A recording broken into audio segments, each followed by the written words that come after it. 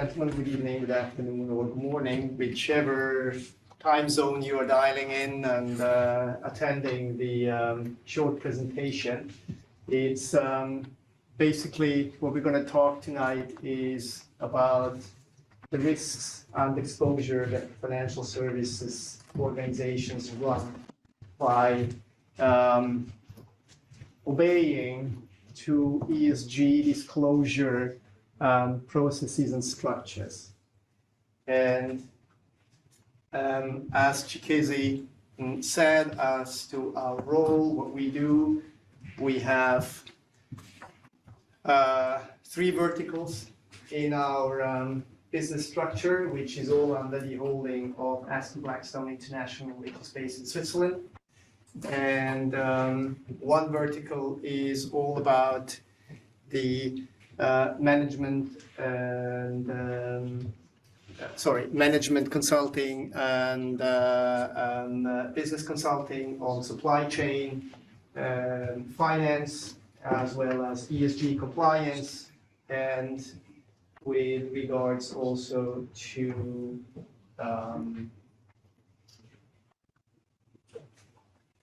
green bonds launch and management advising in the financial sector, mostly concentrating in the mineral mining and natural resources sector. We also have the other vertical, which is Prodos Capital, which is a UK-based company.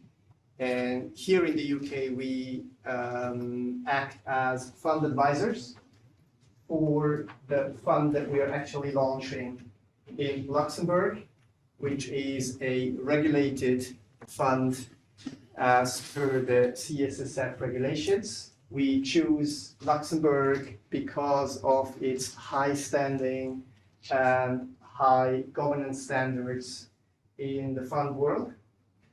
We are set up as an impact fund, so all we do is investing in climate smart agriculture, climate smart energy, and in healthcare systems in emerging markets, with a special focus on sub-Saharan Africa. The third vertical is called Progress to Impact, and this is our digital platform, which was funded by Innovate UK. We launched it during the pandemic. And what the platform does is it provides early stage companies an opportunity to come onto the platform, showcase their businesses. It is all centered around the SDGs. So if you want to be considered as a startup to come onto our platform, you need to have a mandate to address the Sustainable Development Goals. Otherwise, you need to go and look elsewhere. What the platform does is it allows early stage entrepreneurs to define their SDG journey. We developed together with the University of Oxford and Oxford University Innovation a tool which is called the Impact Mapper, which is an early stage screening tool that allows you to define your SDG road. And once the report is ready, you will actually engage with us and we will help you to build an SDG-centric campaign on our platform.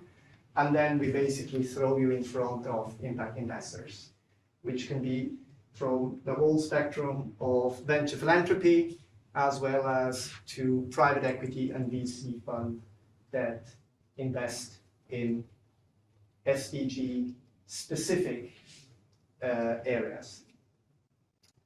Tonight, we're going to zoom mostly into the here our approach. What we do actually under Aston Blackstone, we assess, we identify, we develop, and if the clients want, we also implement and execute on our recommendations on the ESG compliance, which will include scope 1, 2, and 3. And so we are very flexible. It's all tailor-made to whatever our clients require. So the problems that we are facing actually in the current environment. You okay? You're fine?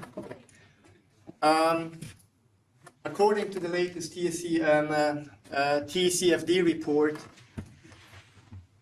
demand in ESG is basically apparently driven by investors. Yes, please. Sir, what do the letters ESG stand for? ESG stands for environmental, social, and governance, which is the old way of saying corporate social responsibility. What we have is it's demand-driven, mostly by the investors. I will show you a few examples towards the end of the presentation what that actually means. And for the first time since impact investing has been coined about 10 years ago, the threshold of $1.1 trillion has been exceeded. Institutional investors are increasingly turning to the SDGs for their reporting. And the methodologies that each of these financial institutions are using, they differ. There's no uniform reporting, there is no uniform approach. Everyone gauges and values the ESG criteria a bit as per their own liking.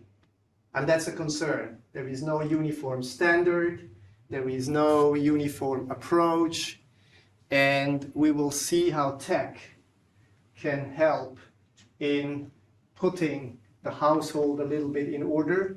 There's a lot of technology out there that is already helping and assisting adopters in bringing all together into a transparent language, which allows people to actually make sense and draw the data that is relevant for ESG reporting or even addressing the Sustainable Development Goals.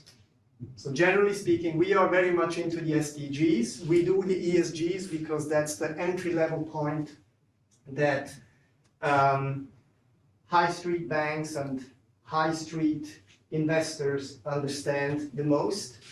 The SDGs are a bit abstract if you're not familiar with it.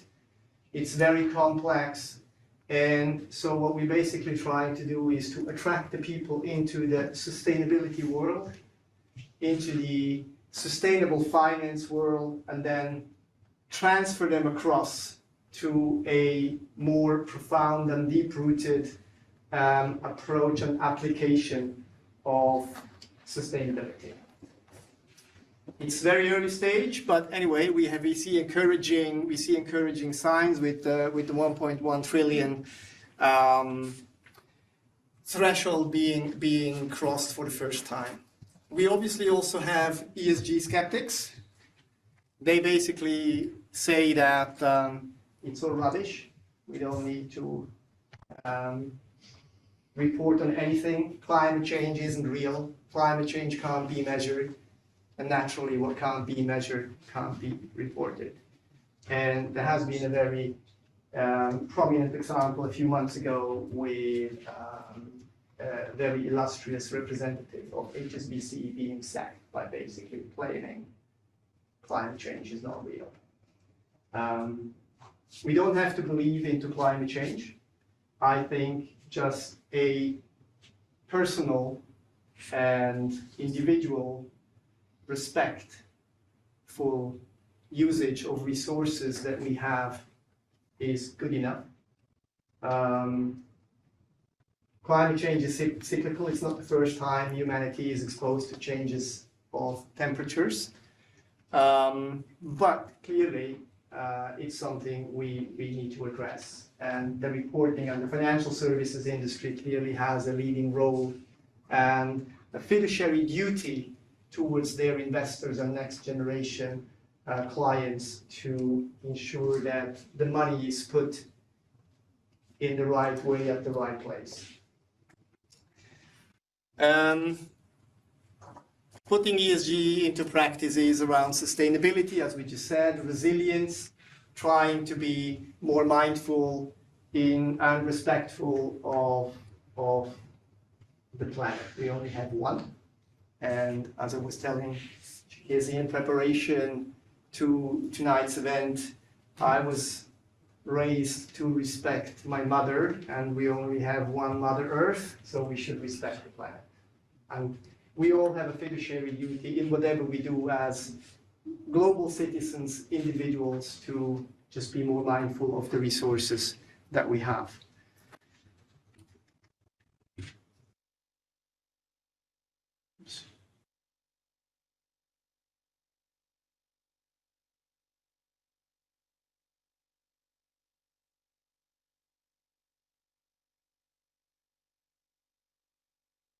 Where is our IT man?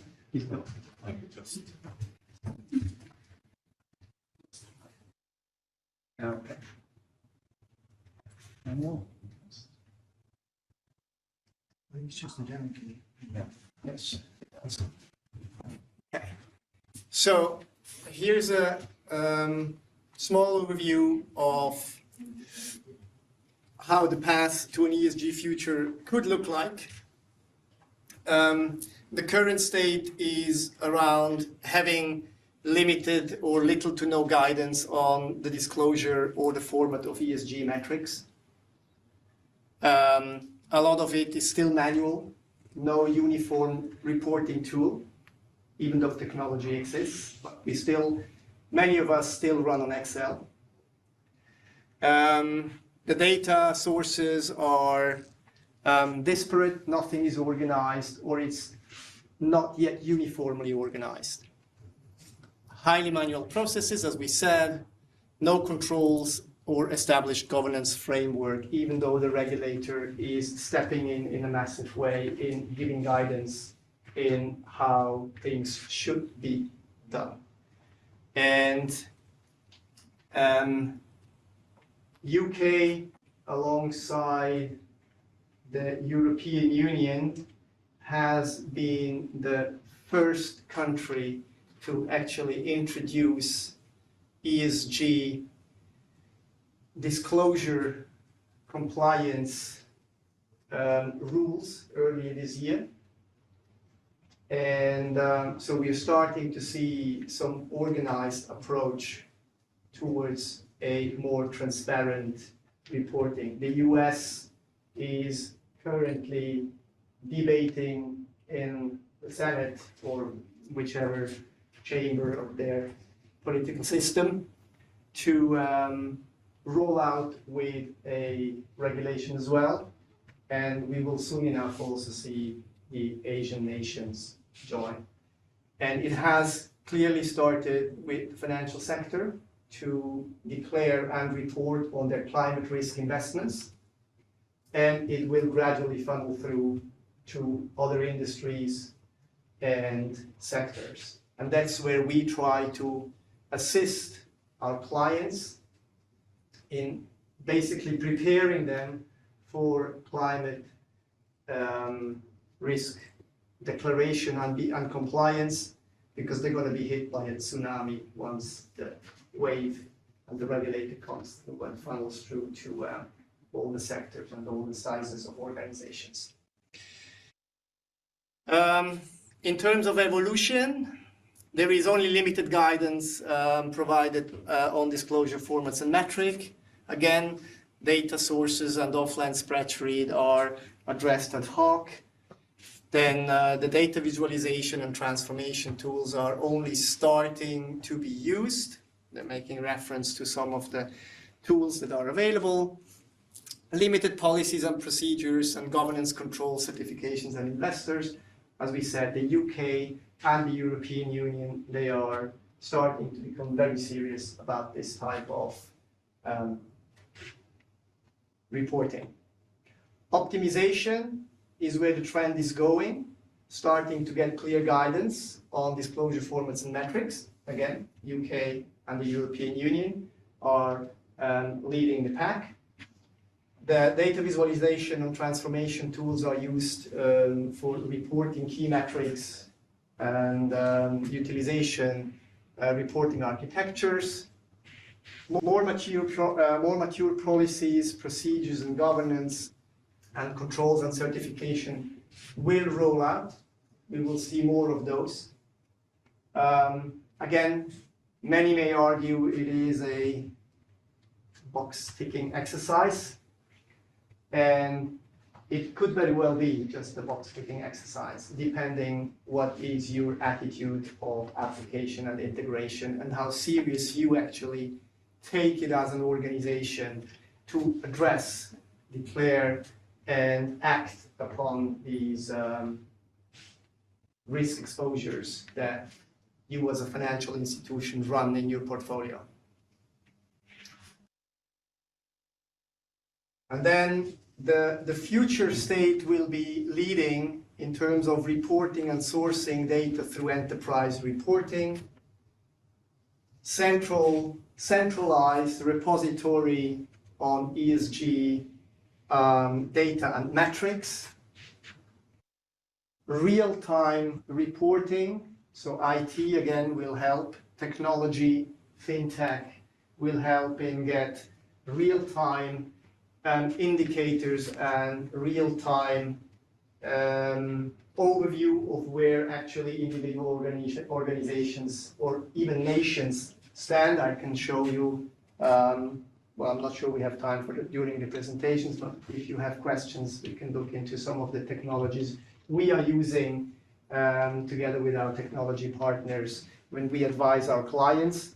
We use these tools also in our own fund that we are setting up. So we are not only preaching it, we also have to live it, because we have this two-hat approach where we are, on one side we are advisors, but on the other side, on the other end, we are also an investment fund. So we have to abide by these processes and regulations, even though, as I said, we go far deeper than ESG metrics. We go into the SDGs and we truly live them, and that's what we are also doing with our portfolio companies.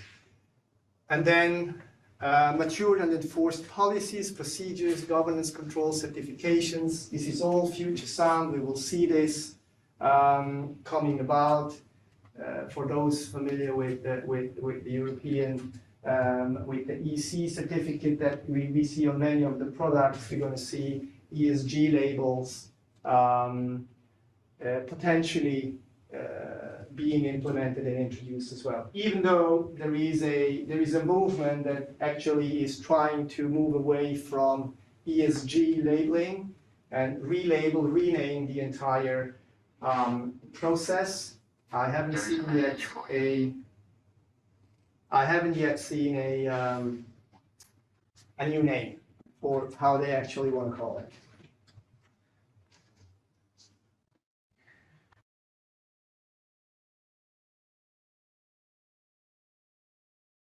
So what can technology do?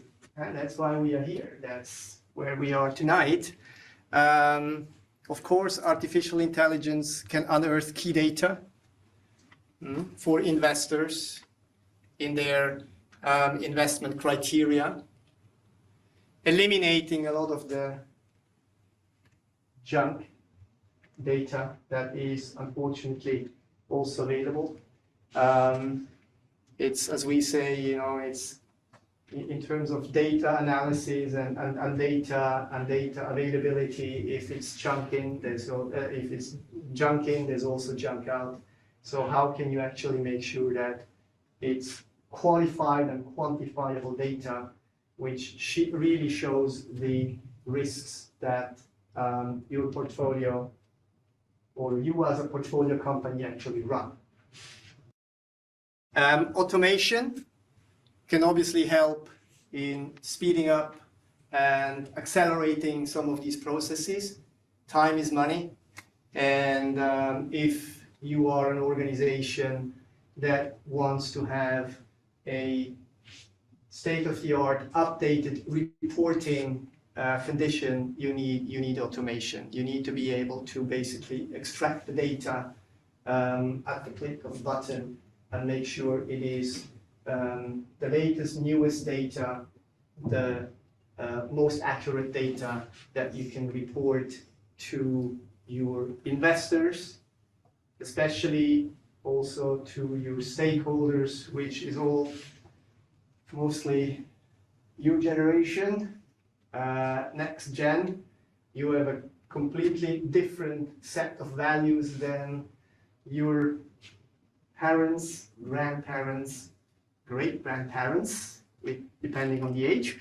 But clearly, we need to address it. So the financial services industry has a fiduciary duty to make sure that the money is actually put in the right place. Repeatable tasks can be exercised by bots in a fraction of the time. It's less than manual. It's much faster. Automation. So this is where we need to build on tech, on the fintech, and we also need to make sure that the people that apply these processes, they are tech literate.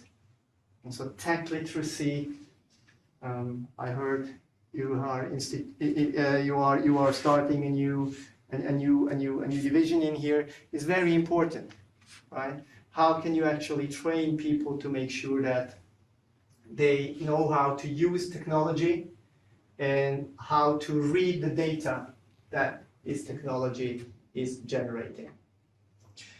So as we said, the garbage in, garbage out, sentiment analysis algorithms. So basically, these algorithms is like the Alexas and the Siris of this world. They can capture your sentiments from the tone of your voice and transform them into visible data. They can be trained to read certain type of conversation and translate it into data, into graphs, into charts, based on what we discuss in here in terms of criteria. So you don't need to type it yourself. You don't need to develop that strategy. AI is helping you in translating these visual and sentimental conditions into a potential strategy. Perfect. And then natural language processing. Again, it's identifying which parts of the conversation are ESG related topics, can extrapolate this and basically create a whole strategy paper around the ESG related topics without having to go through the processes, the manual processes into creating such a document or a strategy paper, etc.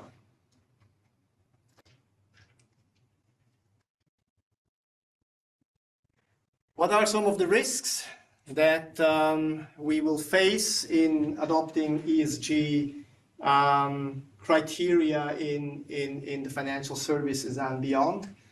Environmental impact, obviously.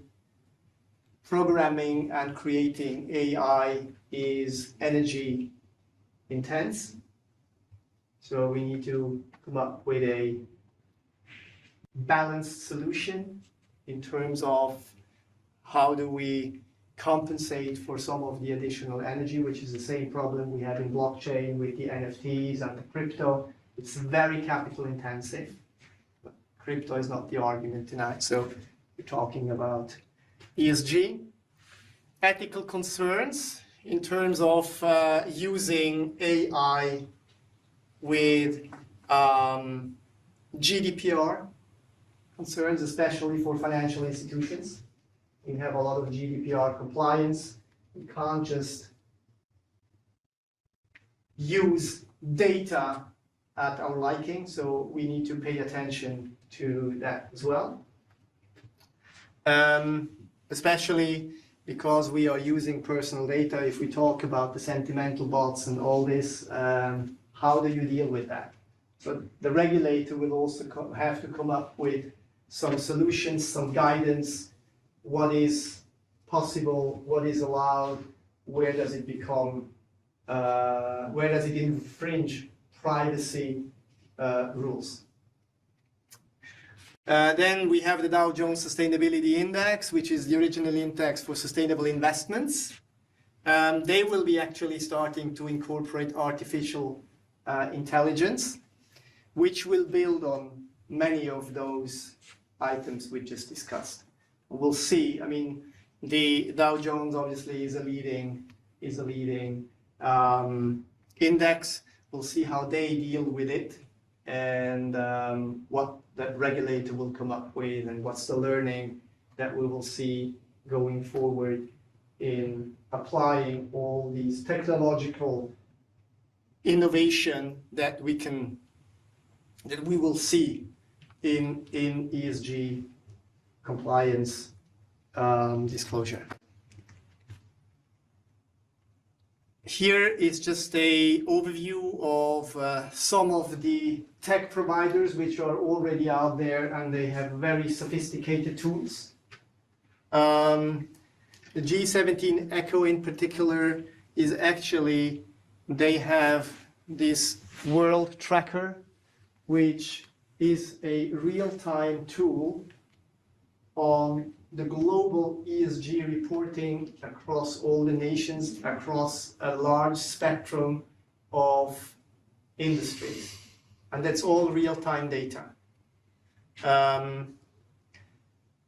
So they have G17 Echo, which is worldwide generation. We work with them very closely in Kronos as well as in Aston Blackstone, because we are using their technology mostly to introduce the reporting to the early stage ventures. They have different types of products. They start with the Lite and the Pro, etc. And then you have a portfolio tracker, which is basically for asset managers, so for financial institutions, which allows them to report on their climate risk investments.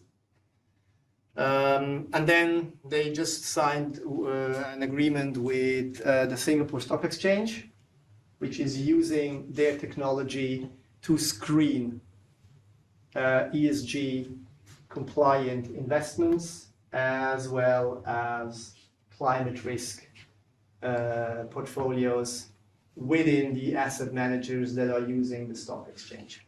Clarity AI is another tech provider which is very well established in the sustainability reporting. They report on impact on climate, on risks, on regulatory compliance. So whatever the information that you wish to draw upon, you can dive into a very specific section and you can extrapolate all that information that is relevant for you. And then IDC, and they are basically more like a think tank, but they run educational program, they run information packages around research. Clearly, you can have data analytics, emerging vendor solution, IT programs. The CIO, the Executive Council on Investment Research Service, is also zooming into a lot of the sustainability and ESG criteria. That's basically for me.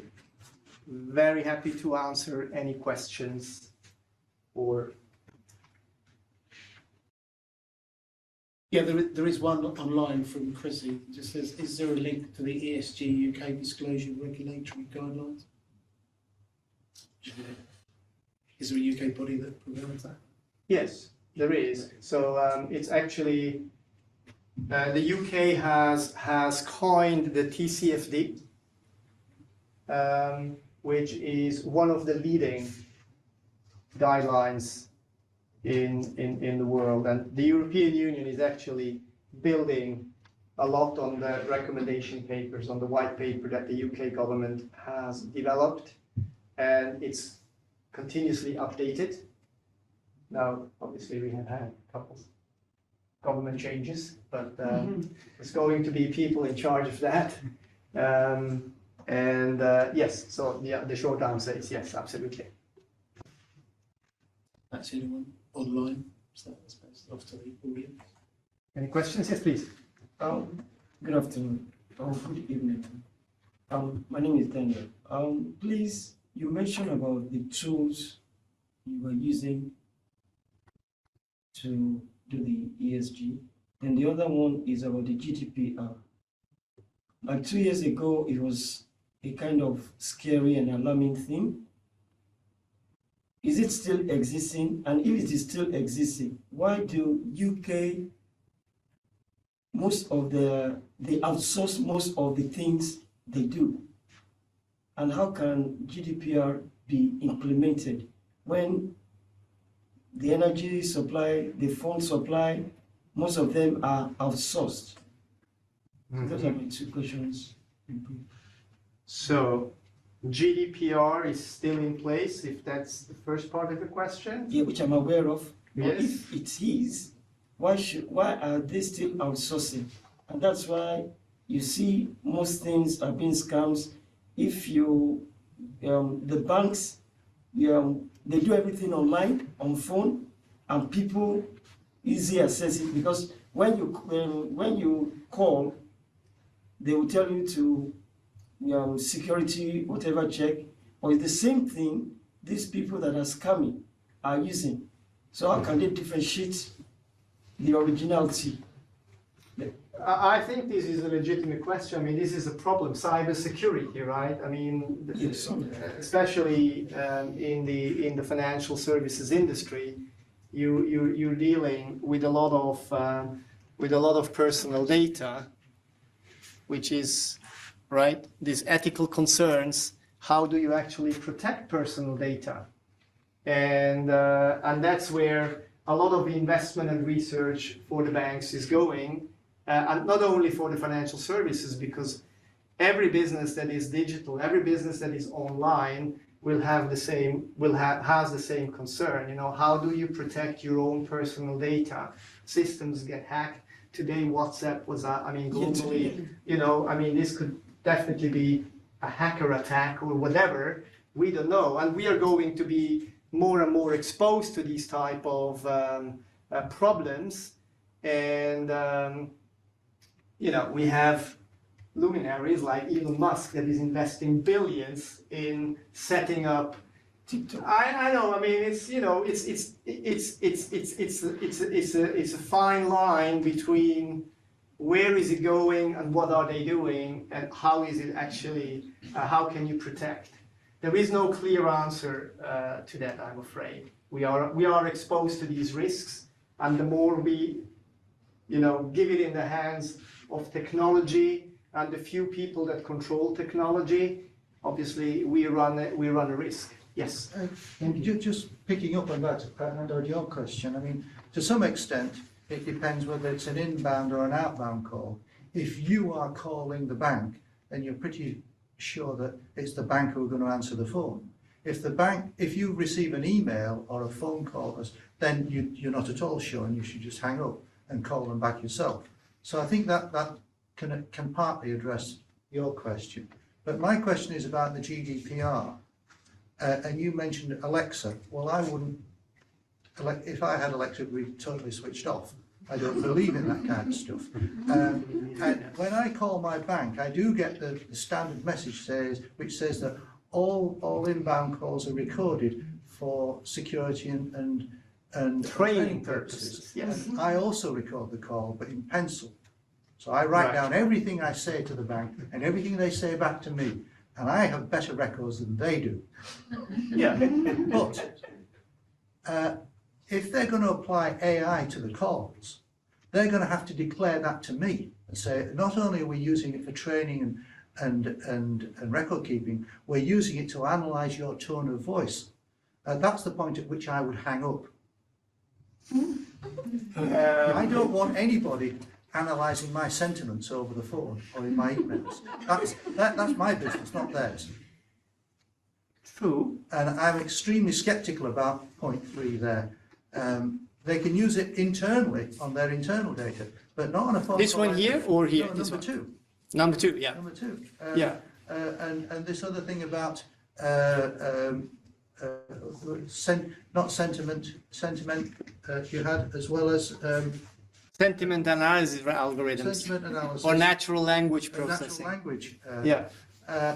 I'm extremely sceptical about my privacy on that. I'm fanatical about my privacy. And so that I don't like the sound of that. They can use AI in other respects, that's fine, but not on me. You know, they have to stay out of my life on that. And there's probably millions of others that think exactly the same way you do, and that's why it's a challenge, right? They are aware of it, but technology is here, Oh yeah. and it's here to stay. The question is, what do we do with it, and how do we treat it? And I think this is just the same, like every.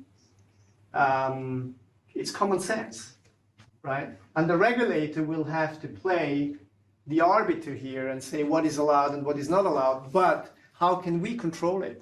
I mean, also the question around that is what kind of sentiment are they looking for? They're looking in a conversation for me to be a customer to be saying to the company, well, I'm very worried about your ESG, or I'm very interested in your approach to ESG. I mean, the chances of a customer saying that are pretty small.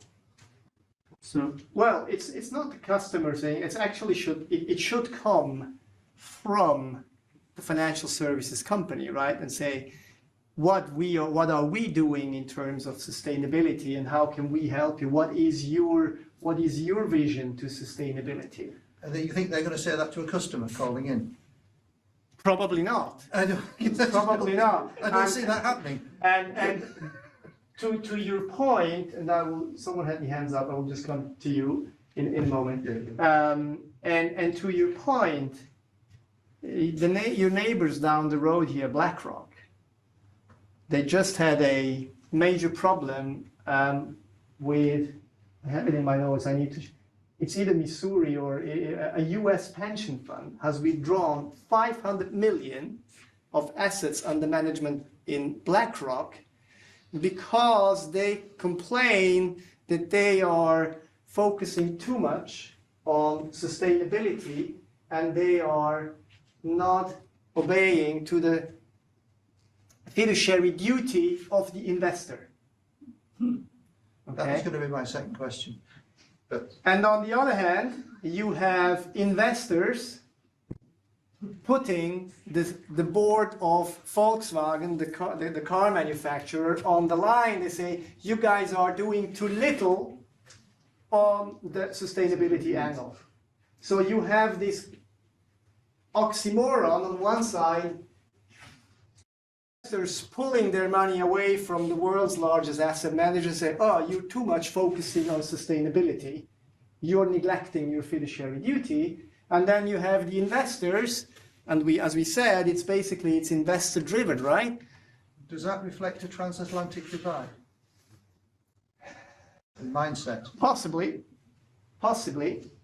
I'm very skeptical if I hear Larry Fink saying, oh, we have to go all about sustainability. I mean, we are sustainability. What we do is all around sustainability. But it's the world's largest asset manager, and they're going to have a hard time to actually switch to full sustainability if you have 8 trillion of assets under management. How are you going to do this? It's not possible. And we are now seeing some investors pulling the plug and saying, we don't want you to be our asset manager anymore. You are going too much into sustainability, so you have this conflict. Before I come to you, I want to give this gentleman that. So I just wanted to echo, so the sentiment analysis is actually happening at the moment. So, for example, they may not be able to get the tone of voice for you at the moment, but they're able to use certain phrase words and certain phrase catches that, when juxtaposed next to each other, can infer types of sentiment, some sort of tonality. So that's already out at the moment. So if you tweet something on Twitter, put something on Facebook in reaction to an AGM meeting like this, that will be scored in relation not just to your tweet, but to other forms of media out there, right? So And it goes both ways. So it goes from, firstly, from what the CEO says and sees that there's consistency across the board, but also it will score you according to, yes, you said you want to come on and say, we want to do some sort of environmental policy, right? But you don't actually have backing in terms of you actually have an environmental policy or a good one. Sentiment analysis and natural language process can actually pick that up at the moment. It's not at the point where it can reach sort of read voice tones or facial recognition to a certain degree that you think, but it's starting to get there. And the reason is because voice tones change from region and country to country. They're very specific, even within a country. Think about the UK. You want to get a Scottish accent and a UK accent, it's going to be very difficult. Right? So you actually have to train the technology to do that. So we're like on the cusp, it's on the cusp, but not quite. And also, I just want to also have a question. So there's twofold. Secondly, I always think when people put 1.16 trillion, it's a bit misleading because it's usually weighted according to the certain types of asset managers. So you'll generally find that there's 10 of them and those are the ones that focus on it. So to actually look at where the median interest or the actual median interest is. And who's actually investing in those asset managers as well, where the big money is actually flowing, not actually the man in the street necessarily. No, this is clearly large pension funds, asset managers investing. What I'm trying to show here is not so much the amount, it's the trend. Yeah. Because impact investing has been going on for a number of years, and it's always been like 500 billion, 600 billion. So now, in a post-COVID world, this has exponentially grown, and basically for the first time in history of impact investing, it's crossed the 1 trillion investments. It's done by the Global Impact Investing Network. I'm sure it's fully biased. I did not read the full report. What it shows is it's the trend that people are going more and more into sustainable finance. We are not really using impact investing that much anymore because it's kind of like a mainstream sentence, and same thing goes for the Sustainable Development Goals. It's too mainstream now. And so it's sustainable finance, it's social finance, but again, social is a bit borderline because it smells like stick and sandals, and it's not. Okay, impact investing is not only social finance. The gentleman had it, and then I come to you. Yeah, the question on investing and tech and how they come together. So, in investing for 10 years, and you learn basic accountancy, then you learn more, and then you learn your business models, your sectors, and things like that. Be it the energy sector, and you overlay ESG into that, and just on the tech side. Is there a blind spot? Do you need to learn the basic tech infrastructure and then what tech is built on top of that to pick the right ESG data provider? I'd say people on the street are sort of getting their head around where energy comes from, particularly this year, and where money flows happen.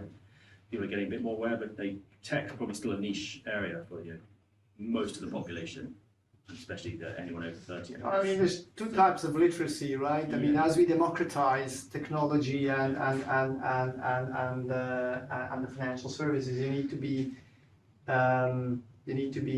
tech literate, and you have to have a higher degree of financial literacy. Is it dangerous to be tech illiterate? Is the question whether it's dangerous? Yeah. Depends what you're going to do with this, right? Depends where you're going with running an literacy. investment fund.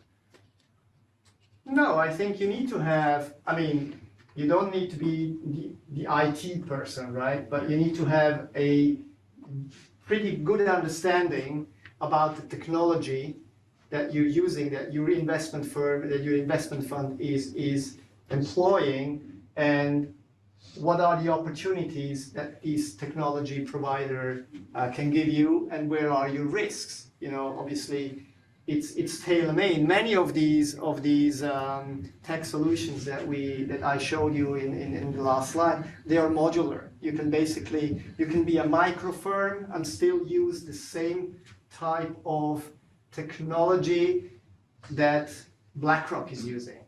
it's just tailor-made to your needs. You don't need BlackRock, right? You don't need the full technology that they have. I agree. If you are a small firm, you can still use the same tech provider, which will give you the solutions that are tailor-made to your needs and to the areas and sectors that you operate. So, but you as a CEO, you want to know about the tech. You don't want to leave it Yeah. entirely to the other people, right? You want to know what your company is doing and what technology they are using. You know, when I started 15 years ago, most fund managers, senior guys, couldn't even use Excel, let alone that. Yeah, I know, but the Understand. world has changed, Yeah, right? The world has dramatically changed. This is the point. Yeah. Now you need to. You don't have all these perks that come with it in, you know, being an investment banker. And I don't need to know. I just need to focus on my business. No, you need to have much more knowledge. It's much broader today. The risks are different. The world has changed. You can't just assume that this is my focus of this is my area of expertise. I don't need to know anything. No. You need to have a general understanding of everything, and then you focus on where your skills are. You don't need to know everything, but you need to know a lot. And this is the complexity that is clearly adding to our daily life these days. Before I come to you, I have the lady in the back. Thank you for the presentation. It was really interesting. So I come from a company that has a history providing legal services related to compliance and corruption. And for now, we're in the challenge of creating a good software that wants to measure and help companies track their governance metrics. If you had the challenge of building the best software in relation to that, which of all the metrics would you use? Where would you start? Which metric is the highest standard, just to have like the best reference, or if you had to pick 2 or 3? Because I just like, I'm challenged all day thinking, okay, I'll use the Dow Jones index, and then GRI, and then SASB, and then, oh, now the EU has a new metric. Where, if you had to pick 2 or 3 to build a software for that, which ones would you use? I think that the top 3 would be TCFD, SASB, and GRI. Oh. I think you're in pretty safe waters for now. Okay, sorry, can I ask you a second question? Please. This is a free consultancy. So I'm always challenged about how do you measure it regionally? Because, for example, these services for now are based in South America and starting in the US. But obviously, if you measure companies that are based in Europe and the US, or in I don't know, Argentina, it's very different. So how do you balance the regional differences? Well, that's exactly one of the challenges, right? There is no uniform system, so you might have to apply, I'm just saying, the GRI in the Americas, and then you apply the TCFD or the SASB. Well, SASB is very much acceptable all across the globe. So if you use SASB metrics in Europe and SASB metrics in Americas, you're gonna get a pretty clear picture. Yeah. The problem is about the discipline of the data input of the companies that you're tracking, and that's where it all starts, basically. And that's what we try to do, is to help actually these companies to make sure that they provide very accurate data, because only then we can actually measure them against it. If they only give garbage or half-cooked information, and they may not know better, so that's why they need people like us who sit and walk alongside them and help them to actually ask the right question and look at the problem in, well, we assume in the right way, and or at least, but definitely in a better way than what they are currently doing. Okay. Isn't that part of the problem though? It's still young. Because I went to a conference last month and there's 65 ESG frameworks, reporting frameworks at the moment. Yeah. So how can you compare any, when you're talking about, you know, VW and things and investor action, where are they getting their information from? What are they, you know, balancing things? And it's just Completely difficult random. at the moment, isn't it? Yeah. Yeah. So are they the ones you recommend though? The TCFD. TCFD and SASB and GRI, they are. Any particular reason why that? Do they cover a bigger scope? Or Yes. A particular slant? Yeah, it's because, I mean, you know, if on one of the technologies I showed is portfolio tracker, you have to answer 1,500 questions. Okay. So you need to know, that's why, to the gentleman's point in the back there, this is why you need to be a tech literate. You need to know what you're doing. Yeah, I know SASB and I know these things. But, Yeah. distributing to the team and getting them to use it. Yeah. Yeah, that's been a big challenge. Well, they need to see the point in it, right? And say, yeah, but you know, why? What's coming out of it? What's the benefit? The benefit is that there is a new type of investors that will only invest into or provide you with funding if you fulfill a certain criteria. And I think this is the biggest trend, that we see a new breed of investor type emerging, which is moving away from mainstream investment, VC type or private equity type of mentality, and there is a paradigm shift, which will say we will only invest in you if you fulfill these and these criteria, and that's the crux of BlackRock, right? They say, well, we want to be all clean, but we have a lot of old stuff in our books, and that's this transfer is not going to happen overnight. It's probably 30, 40, 50 years before they will be as clean as Larry Fink's vision currently is. Hi, my name's Sagar. My interest is in holistic systems change. When I ask these questions, a lot of people say, Sagar, you go too deep. And I was like, well, yeah, I'm told this is an emergency, right? It's a climate change emergency. I'm going to go as deep as possible. I've got a friend in Congo who's indigenous, a friend in the indigenous tribes in Ghana, and also a friend in Nigeria. And I asked him, what's the resources that they dig up? Because, you know, Congo's massive. He says, well, you've got coal, but you've got lithium and you've got cobalt. So I asked him, as I've asked people on the other end of the supply chain in the financial center, where's the fiduciary responsibility of investing in these green assets? If I was to get one of my friends from Congo, who's the heart of Africa, and he was to actually say, well, yeah, we just mine cobalt, what's the big deal? Yeah, we got slaves there, right, that's what it is. My question is that this technology that's been sold to all of us as green, for which the forests, whole swathes of forests are, for the want of a better word, to capture carbon in the West, we've completely disheveled hundreds of acres of forest for thousands of years, displacing millions of Africans.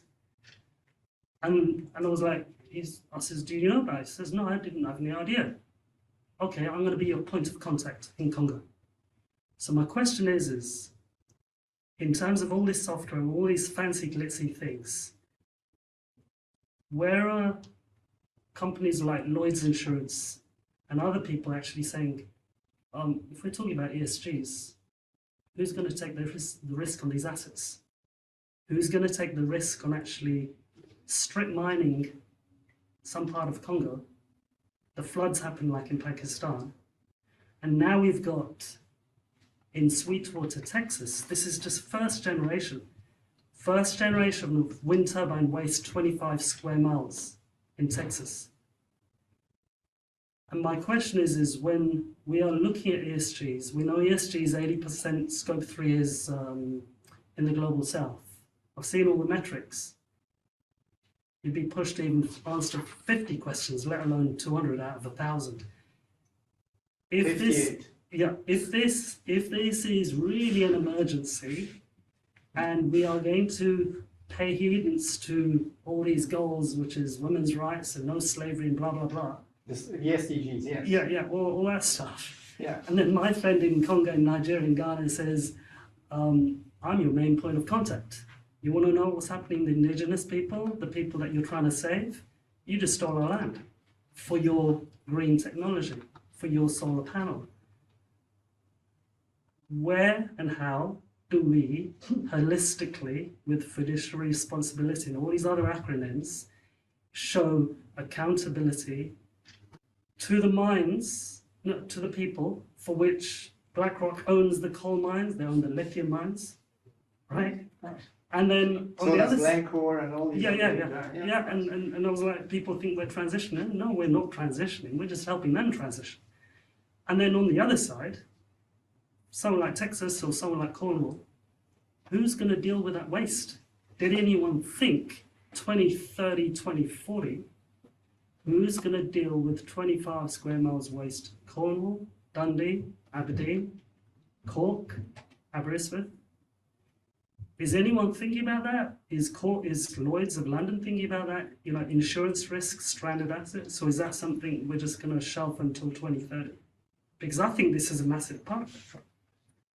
And how do we act? What's the software? Is it what's the framework? Or is it just is all those measurements and metrics already in ESG, but we just only want to look at 10% of them because the other ones are too murky? You may not have been in the room when I say ESG is actually not going deep enough. Well, if it don't go deep enough, then how is this an emergency? Well, the fact that it is an emergency doesn't mean that everyone sees it as an emergency. And to your question, I mean, there is no straight answer to your question. I'm sure that all these global insurance companies and financial institutions, they are looking into this. Right. Okay, but it's But not going to happen within 2030, and it's not going to happen within 2050, probably. But my question then is, I'm seeing these activists, they say we're going to stand up for these women and indigenous, and I was like, okay, come with me, let's look at Congo. If you were to look at the damage, why would you do the damage in the first place if you're actually thinking it's a solution? Why spill the milk? Why spill the bottle of milk if it's not even broken? So we're now going to spill it, and then we're going to find a solution because we can make some money out of it, put the ESG and slap the tickets. This is what it is. This is a mindset. It's the short-term gain versus the long-term outcome. They don't really care. Okay, I don't know. I don't think it's.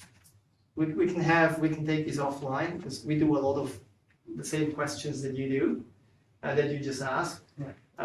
There is no straight answer to this. So what if that issue was then come home to roost in the UK, where we start seeing strict mining of land in the UK, in our neck of the woods? We've never experienced it for 100 years. COVID is an answer to this, right? We all thought, look, it's never going to come here. Right. Now we're all hit with COVID, the whole world. Right. And the problem here that you're addressing is it's too far away. We are too detached from it, so we don't necessarily see it. COVID was the first smack in the face. Said, hey, there is no borders around this. Climate change is real. I agree with you, but 80% of the UK population doesn't care what's happening in Congo, in Nigeria. Okay, but what about the system? What about the professionals who understand this scope? No, sorry, I 100% agree with you, but it depends on how much focus do you put on your supply chain. Because for example, now the UK government has a new requirement in public tenders where they require companies to report many things related to ESG or sustainability, but not only based on their company, but also on their supply chain, asking the same requirements for suppliers from the tier 1, 2, and 3. So for example, how this is done in real life is that you're not asking for that company that wants to be a supplier of, I don't know, the NHS, to have a modern slavery policy in place.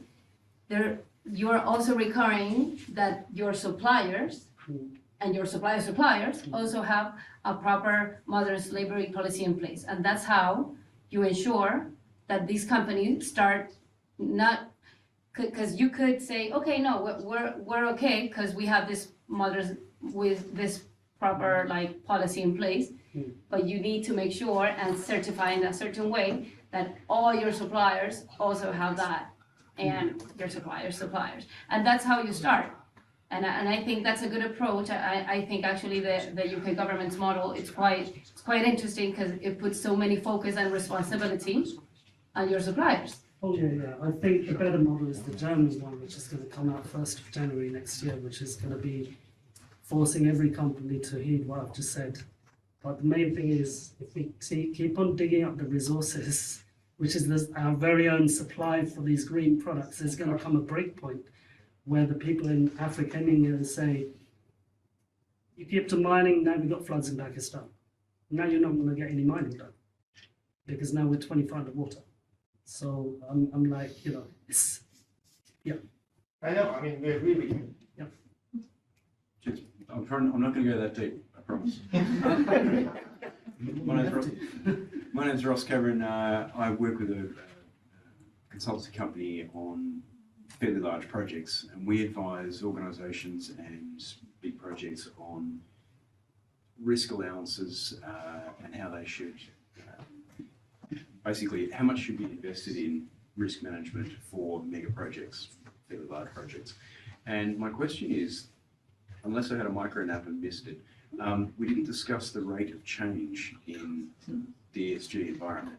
It's obviously topical, it's obviously moving very quickly, we're getting new information, new research. My question is, do you think that the rate of change undermines investors' confidence in major projects when there is an element of that project that is being put forward, or the benefits are being based on a beneficial ESG outcome? Did that make Build on sense? what the lady said in terms of scope 1, 2, and 3, I think it's very possible that investors potentially pull out if there is a material change. This builds exactly to what the gentleman just said in terms of what you just said, in terms of what is the vested interest? What is your criteria to invest into these large infrastructure projects?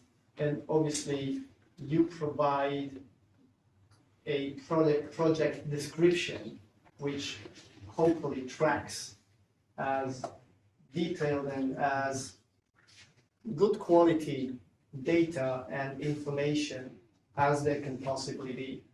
But it's not unusual that, let's say, you invest in Congo and suddenly you find some of your assets respond in a different way than you initially assumed. So I think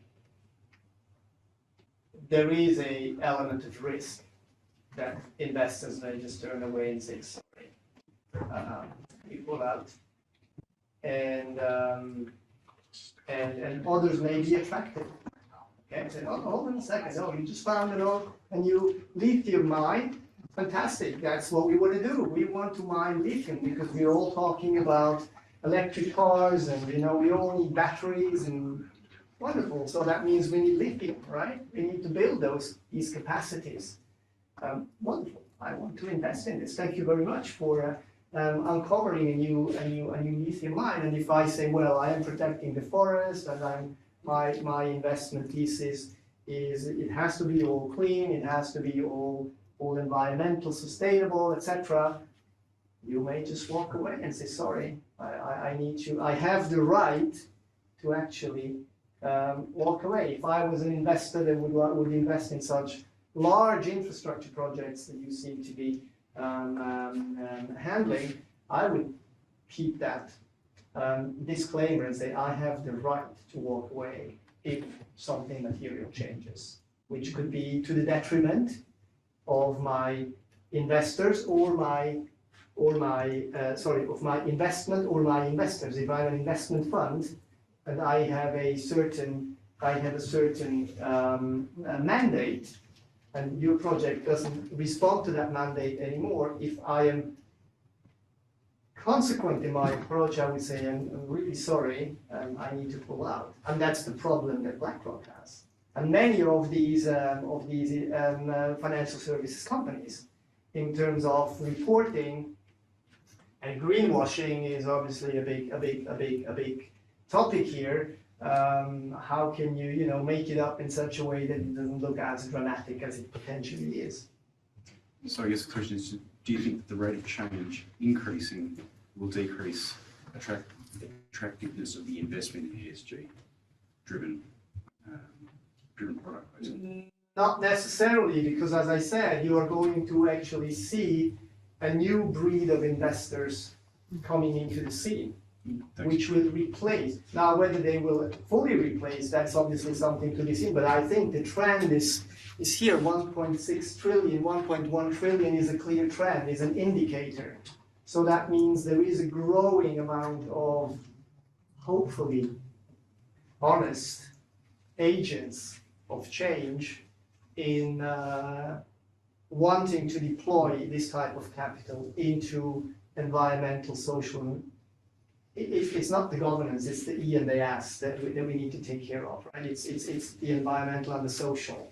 And I would put an emphasis on environmental, because if we kill the planet, we don't need to think about society. No, No, I'm okay. Oh, you're the other lady, yes. So I've got a quick question for you. So I have spent the bulk of my career in investment management, incidentally, and I was certainly intrigued by your note on the PUDOS Impact Capital Impact Mapper tool in particular. I'm particularly interested in hearing a bit more about the screening tool that is used for SDG mapping, and how your company or the company you represent goes about rolling these proprietary screening methodologies across different companies, like the product itself, what it does, and how it functions in practice. Can I answer this question to you separately? Or do you think we have one final question? Yeah, there was just one online. I'm sure you're going to stay for pizzas with everybody. You can do some conversations. I will happily answer this to you separately. There's just one from Ejiki, and it's whether I think we need your crystal ball. But I have one, but it's yeah. Following the current conflict in Ukraine and the global pivot towards new sources of fossil fuels, what are the prospects of net zero being achieved in the medium to long term? What is medium to long term? 2050 is another 28 years out. I mean, yeah. Exactly. You literally need a crystal ball. Yeah. I think the problem is real. We see a bigger appreciation and acceptance of the fact that something is happening. And again, I would say that this is a very strong, a very indicative figure. 1.16 trillion is not pocket money.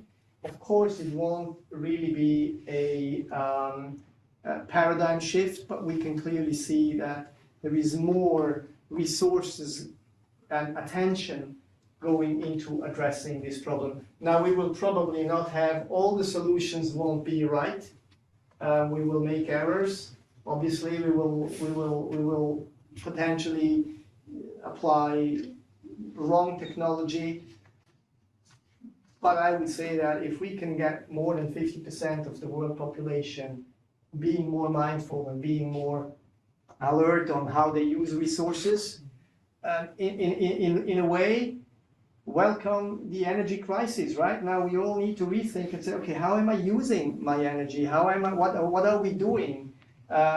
Maybe it's the wrong motivator because it starts to hurt our pockets, but it actually benefits the planet. You've got one problem. This whole divestment or this embargo on oil from Russia, no one thought about the fact that 40% of Africa's grain comes from Ukraine. So now we've encumbered hundreds of millions of Africans with potential starvation. So then their main delivery for grain stock was oil. Yeah, I know, but this definitely was not in Putin's plan. I mean, he didn't care about No, the but what I'm Africans when he saying, invaded no, what Ukraine. I'm saying is even these products that are going to come from India and Africa, the renewables, they're all based on burning fossil fuel. If we cut that out, how are you going to make those products? Well, we're gonna rethink, we have to rethink. So we are investing in vertical farming, in AI, in artificial farming. Thank you very much, Antonio. Yeah, for there's your- many thanks coming over online as well, so thank you very much. Thank you very much. That was,